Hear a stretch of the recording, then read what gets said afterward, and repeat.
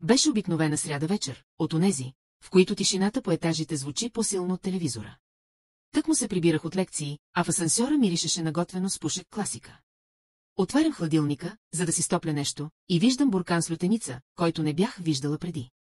Нито надписан с името на мама, нито с наш почерк, нито с позната капачка. Не му обърнах внимание, докато не видях втори. После трети. 3 еднакви буркана прилежно подредени, с лейкопласт по капачката и червен конец отгоре. Само една жена в блока така си маркира бурканите. Съседката от 3-я етаж. Само че тя от години не си говори с майка ми, а с баща ми още по-малко. Или поне така си мислех. На следващата сутрин забелязах, че баща ми е облечен прекалено добре за човек, който твърди, че отива в мазето. Сакото му беше изгладено. Сложил си беше и лосьон. Възрастен човек с лосьон? Още нещо не беше наред. Малко след него се появи и тя съседката.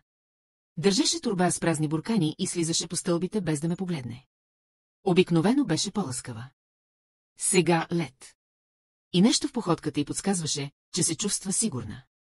Все едно и дължим обяснение, а не обратното. Не си казах нищо, но цялата ми сутрин мина в мисли. Бурканите.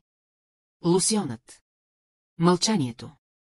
И после започнаха слуховете. Не в тикетови, а в пералното помещение, по пейките пред блока и в малкия магазин до нас.